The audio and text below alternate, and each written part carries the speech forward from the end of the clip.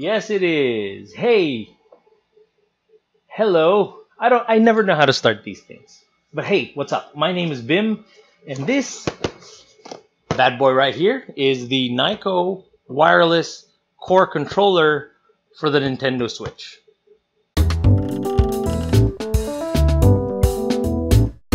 So the Nyko Wireless Core Controller, which I guess we'll just call Core from now on, 'cause that's a really long name, is for the Nintendo Switch. So the reason why we got this, or well, I got it, was because my wife and I bought a Nintendo Switch last Christmas, and it was sort of like our gift to ourselves.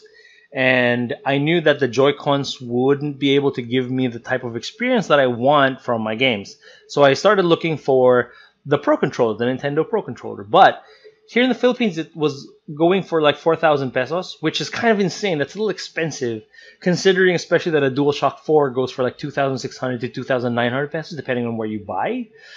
So I just felt like that was a little too steep for me for the Nintendo Switch. So it's a good thing that it had been out for a while before we bought, because there had been a lot of well-reviewed third-party controllers, such as the Nyko Core Wireless Controller for the Nintendo Switch. So I picked this one up, and I will tell you in a little bit why I picked this. But first, let's unbox it. Oh, well, one of the major reasons would be the price.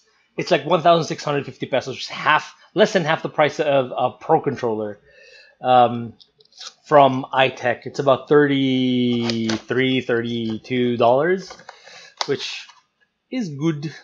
Oh, wait, no. Oh, yeah, thereabouts. Yeah, $30 is about 1,500. So, yeah, thereabouts. Oh. Pulling it out. Ta-da! I'd actually opened this before. Like, I know what I'm getting into. So, it comes with a really robust and thick manual, which you can go through, because it will, sometimes it might, require a firmware upgrade. This tells you how to do it. It tells you how to connect it to your Switch, which is handy. Sorry, I dropped it. Are you there? Are you still there? Are you recording?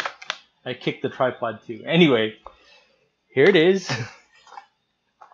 It also comes with a USB-C Type-C connector cable, which is good, because USB-C is like, it should be the next standard. Micro USB sucks. I can't tell you how many of those I've broken. C is the best. So first, let's talk about build quality. The plastic on this thing is fantastic. It doesn't feel cheap at all. It's really nice quality plastic, which is kind of translucent, so you could kind of see the insides a little bit. The buttons are also made from a very nice high quality plastic. The tops of your analog sticks are made from a nice high quality rubber, which feels really good. They even have a few grooves around the edge, so you know what you're touching, I guess. It feels great. The buttons also feel quite nice. Good build quality, and I've dropped it many times and it still works. But before I go into more detail, I'll say that I have two, maybe three if you're nitpicky, complaints about the controller. They're not major, they're not game breaking, but there are three things that maybe could be improved in the future. And one would be the grip. I feel like this is the minorest one. Like, it's just that these things could probably be a little thicker, maybe a little longer, maybe the grooves on the back could be a little more pronounced, because when I hold the controller like this, my middle finger doesn't really know where to go. Like, if it's supposed to go here, then the space that is left between my pinky and my ring finger and the controller isn't a lot. So for someone with kind of sausage fingers like me, it's going to be a little hard to hold,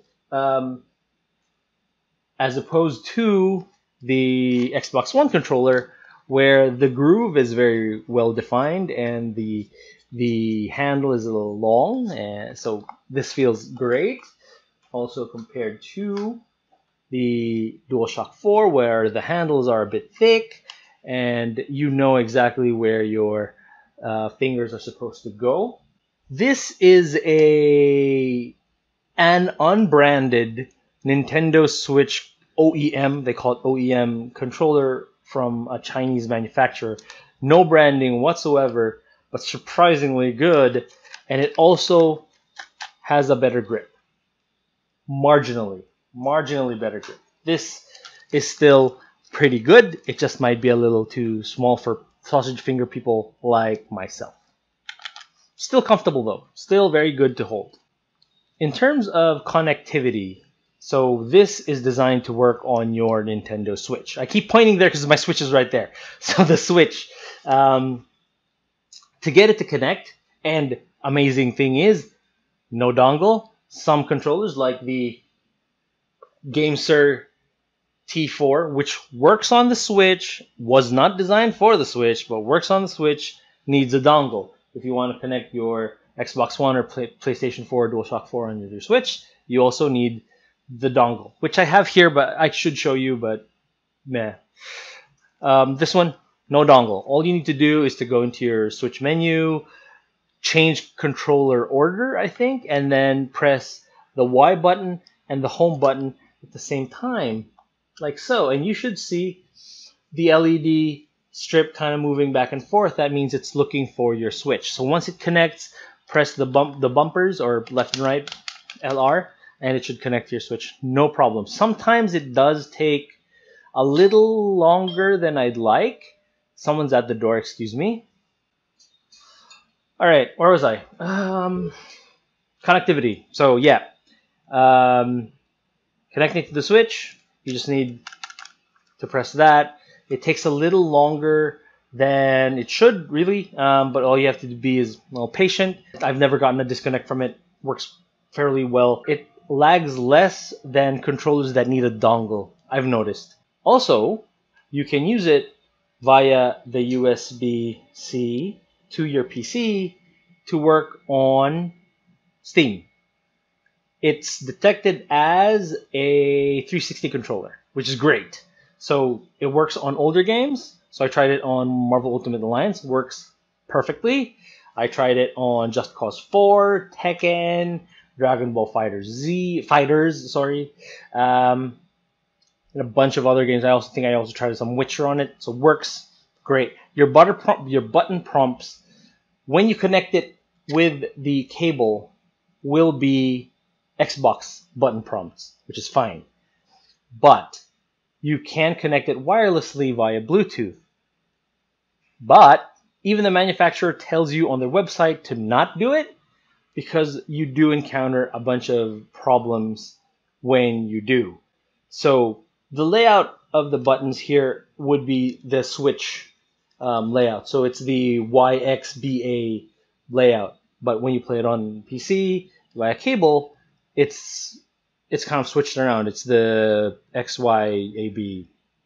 So, I'd show you, but I changed the buttons on my Xbox One, so it's just flipped over.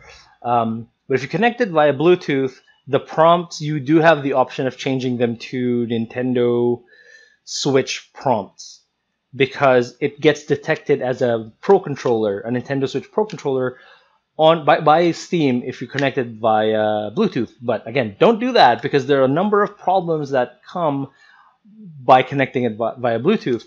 One would be the perpetual rumble. It just keeps rumbling, and that's annoying. And the mouse, the cursor, just kind of floats. It moves weirdly when you connect this until you do like a full 360 on this a number of times and it stops. But that's an annoying thing to have. So just if you want to use it on your PC, just put a cable on it, then it works great. In terms of the button layout, so I already said that it uses the Nintendo Pro button layout of YXBA. It also uses the Nintendo or the Xbox One, I guess, if you want to get technical about it, asymmetrical sticks versus the DualShock 4, which has symmetrical sticks that are on the same level, This one is not on the same level. I find that this is better for like adventure games and things that require a bit of movement. Oh shit, I forgot.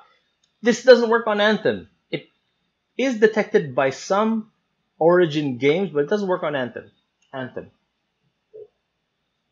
Sorry, I digress. Back to the layout. Asymmetrical, which is good for adventure games and games with a lot of movement. I find that the DualShock 4, because the position of the D-pad is right here, where your fingers would gravitate towards for movement normally, is better for fighting games like Street Fighter and Tekken. The plus and minus buttons are up here, and when you're connecting them via USB to PC, when you're playing a game, these would default to your start and option button. The home and screen capture button on PC, as far as I can tell, do nothing. And the turbo button, I've never actually used it because I've never needed to. I've been told that it's a bit troublesome to use. So I'm glad that it's there. It's not something I'd use. It's not something I'd recommend that you use. In fact, if you want to bring this to like a Smash tourney, you might not be allowed to use it because of the turbo button. They'd probably just allow the Pro controllers or the GameCube controllers. So there's that. In terms of button feel, which is one of the more important things when it comes to controller quality, all of the buttons except for 2 are top of the line. Really fantastic. The travel distance on the face buttons is a little long, but it falls within the sweet spot of way too far and not enough, right? So it's got a little travel to it, a lot less than, let's say, a DualShock 4. It's a lot less than this, but a lot more than the DualShock 4. It's probably at the same level as an Xbox One controller. Yeah, about the same level, which I find a little too tall, but still pretty good. The R3 and L3 buttons are nice and clicky. The options, start, home, and turbo buttons are great, and they feel really nice to press. The triggers are also quite nice. It detects like the intensity of your press fairly well when you're driving around a car on like Just Cause 4. The acceleration is detected quite nicely. The shoulder buttons are a little squishy for me. I wish they had a little more clicky tactile feedback, sort of like the Xbox One or even the DualShock 4, or heck, even the unbranded. See, that feels really nice and clicky. The unbranded OEM Nintendo Switch knockoff. Also, the Fantech GP11 has a nice clickiness to it. And the GameSir actually also... Oh, wait, no, actually, the GameSir sucks for that. If I remember correctly, I'll review that soon. But if I recall correctly, I think one of my complaints on the GameSir is also the shoulder buttons. So the shoulder buttons here could be a little clickier, could be a little more firm with a little more resistance, but still pretty good. The one major complaint I have with this thing, so I said 3, right? So grip, which is the super minorest. Second would be the squishiness of the shoulder buttons, the bumpers. And the major one would be the D-pad. The D-pad on this is not the worst, but it's pretty bad. So the feel of it is a little more stiff than I'd like. It's a little more stiff than it needs to be. Plus, it's not that accurate. So pressing back or forward sometimes will give you an up or down input. So if you're playing Tekken on this, if you're pressing forward 1, sometimes it would just give you a little dick jab. Yeah, one of the weakest things about this controller would be the D-pad. In terms of precision and accuracy, the dead zones on the sticks are a little larger than the DualShock 4 or the Xbox One. So if you're moving it slightly to the left and to the right, it won't start moving until you hit that, you leave the dead zone, that sweet spot. Then the acceleration is a little faster than you would get on a DualShock 4 and a Xbox One controller, which means it is a little difficult to get accurate until you get used to it. So the dead zones are not terrible. They're pretty good. It's just a little bigger than what I'm used to.